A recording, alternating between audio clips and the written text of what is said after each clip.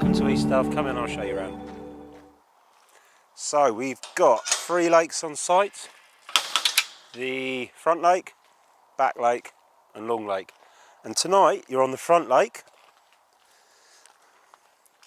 So on the front lake we've got a 6 angler limit and 9 swims. All the swims are really spread apart, so you've got your own chunk of water to fish. Last night there were a good amount of fish out, up to 25 pounds. So fingers crossed tonight's going to be a good one.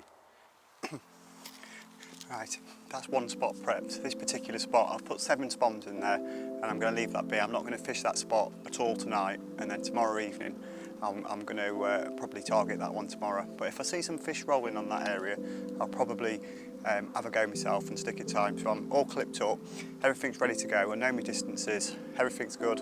So what I'm going to do now is going to go round, see the other guys and see how they're approaching their fishing.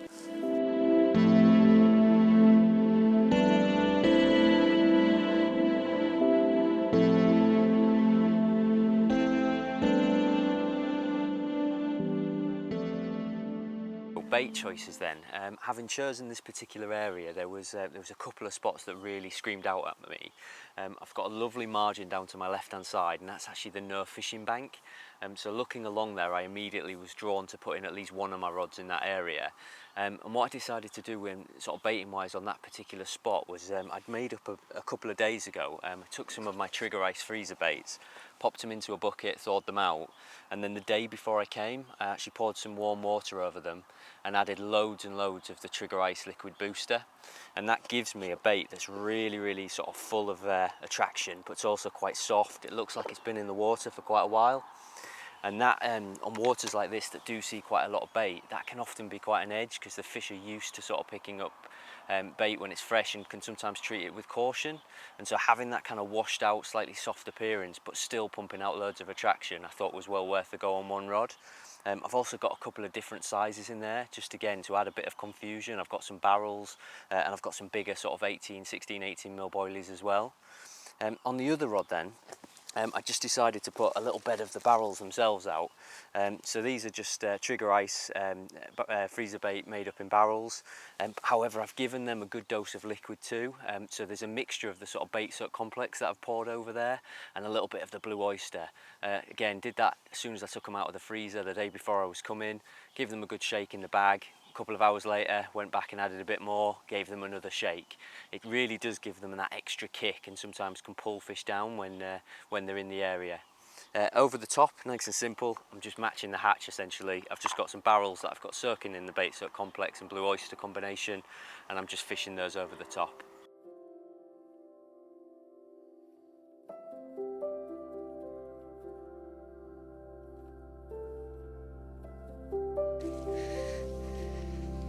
So there we go. How about that for a start on the first night? We're literally an hour in.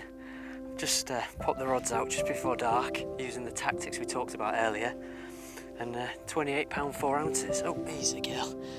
Yeah, 28 pound 4 ounces. First time I've been to this lake, and I've got to be honest, I couldn't have dreamed of a better start of this than this. Fantastic fish, sort of real nice starburst scales on it, and that fell to one of the trigger ice dumbbells I was talking about earlier on. Fingers crossed there'll be a few more, but even if not, I'm over the moon.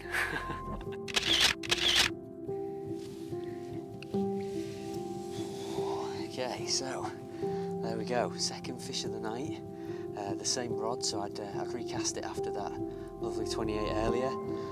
Put a little bit more trigger ice around it. A couple of hours later, just sort of after midnight, it's ripped off again, and this time it's a common 24-12. So yeah, over the moon with that. First night on a new venue, and a brace of 20s. What more can you ask for?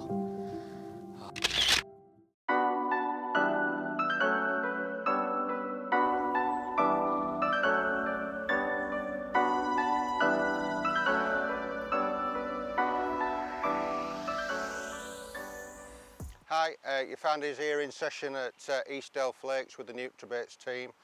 I just wanted to share with you a few of my ideas of how I sort of approached where we're fishing, and you know, I'm sure that the rest of the team have got their own ideas, but basically this is how I would approach a small water like this. Like, as I say, they are small waters. This is around about 2 acres, and everything because of that is real close range fishing. And I think the priority when you first enter a swim on that basis is you don't want to scare the fish that are already here. So I did minimal amount of feature finding, basically just casting a bare, relatively light lead around, just sort of on my braid, just casting around, just trying to feel for any sort of lumps and bumps and what have you. But to be honest with you, it is pretty much as expected.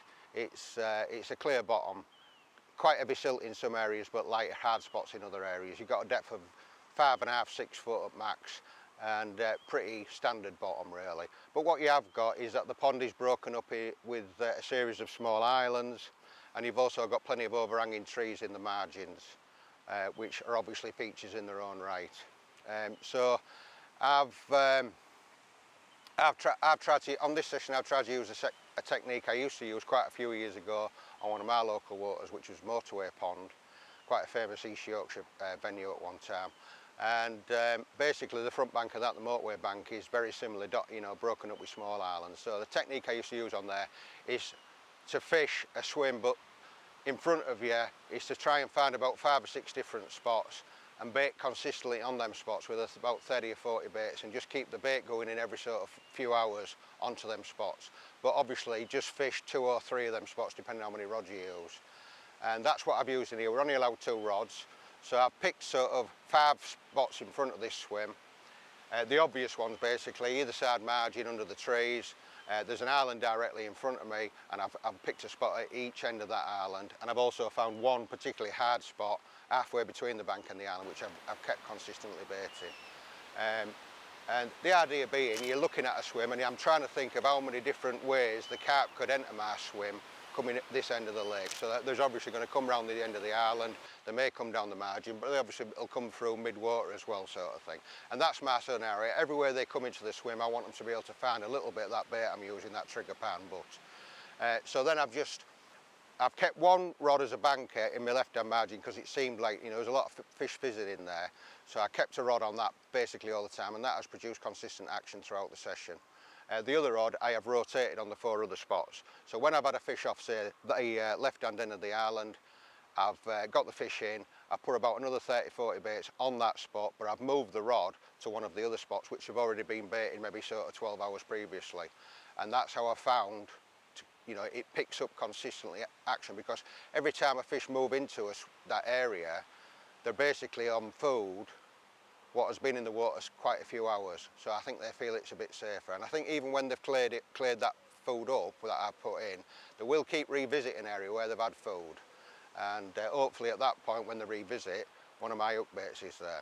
And I think that's kind of worked out. The only other thing that I am doing is I'm using a bait boat to get under the trees, but I'm adding a little bit of hemp, a couple of handfuls of hemp to the boat with a single hook bait and fishing these spots. And I do think the hemp is a useful tool for keeping us fish in an area that you've baited for a bit longer period. It keeps them rooting about and sort of investigating, and you know, the more chance that they're going to pick up the hook bait. So that's kind of how I've been doing it. It's worked out fine. I've had, I think I've had 8 fish and lost a couple. So I'm content with what's happening, and it's been a good session.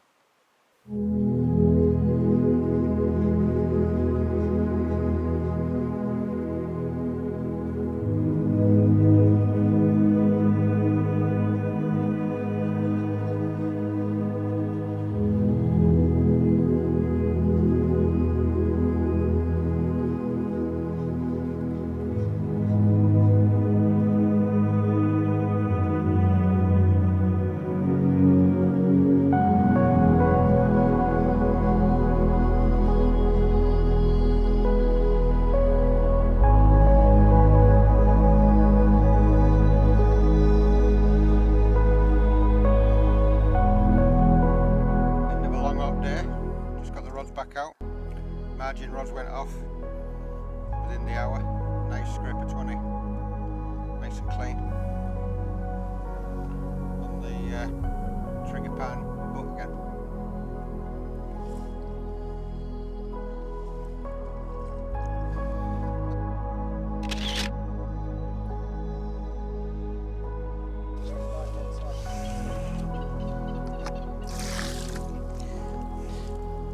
fought well. There you go.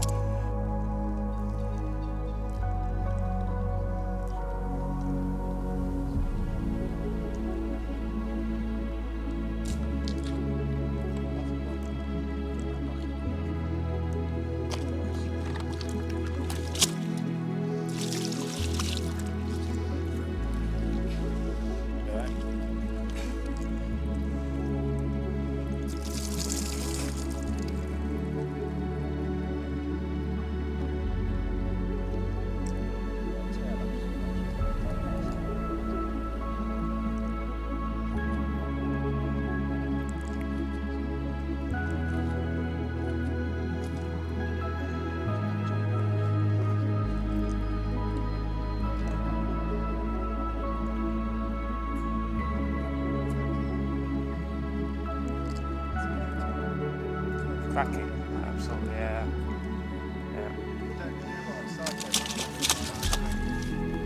It's got to be 17 maybe. Oh, it's a crap. It took me all the way down this margin. Yeah, it never took me under the tree, it took me under all the other trees. Came all the way down. I know it's an old cliche, but seriously, it doesn't matter how big they are when they look like that. Absolute pearler.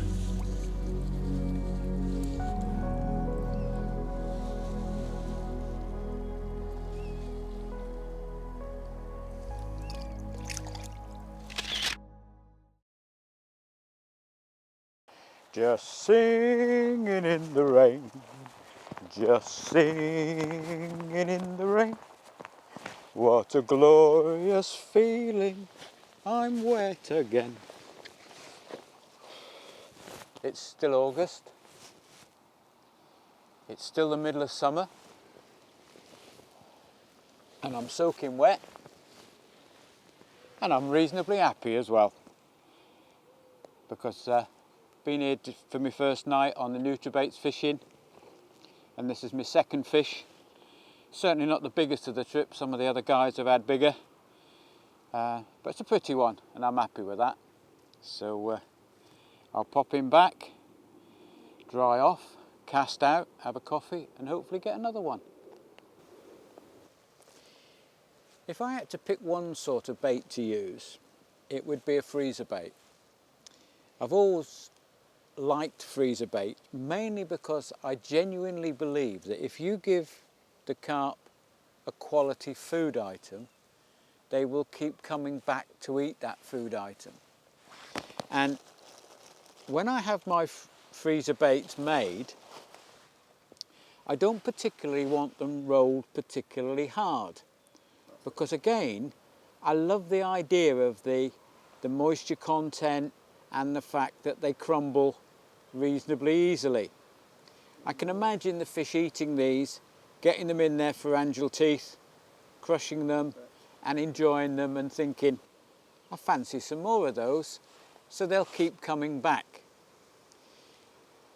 It does cause you one problem though, because if you're fishing a hard water where you have the situation where you might want to put a bait out 3, 4, 5 o'clock in the afternoon and expect bite time to be 8, 9, 10 the next morning, if you use these fairly soft-boiled freezer baits, the chances are they'll have either gone to mush or been broken up by small fish by the time you get to bite time. And you're sat there thinking, have I still got a bait on the hook?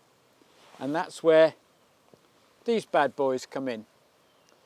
The hard hookers have been a revelation in that sense. They're absolutely perfect because you can put your bed of standard freezer bait out and put one hard hooker over, and they work perfectly. And you can sit there knowing full well that come the following morning, bite time arrives, Mr. or Mrs. Carp arrives, and you've still got a perfectly hard hook bait in position, ready to hopefully hook the fish.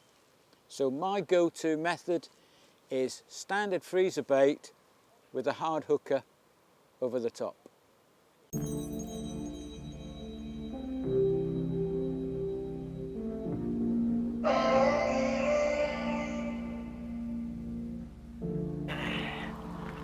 Well, a little opportunist moment.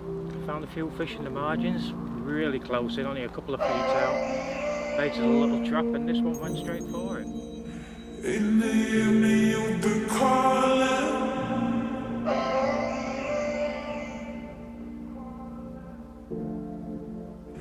In the evening you'll be calling.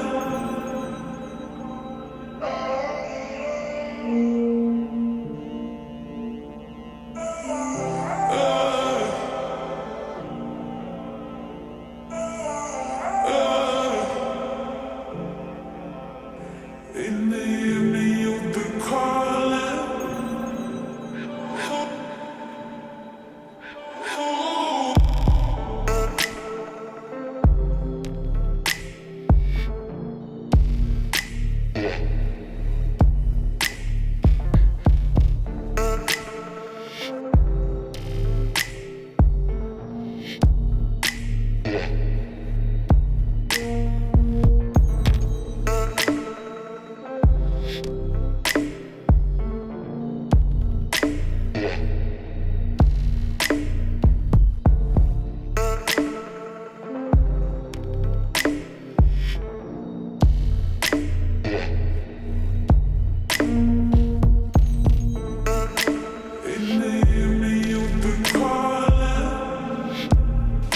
£22 8 ounce of East Delph Beauty. Absolute cracker. The perfect way for me to finish. The lads are going to be moving on now to the back lake and hopefully there'll be some beef and venison to be had this afternoon and over the next couple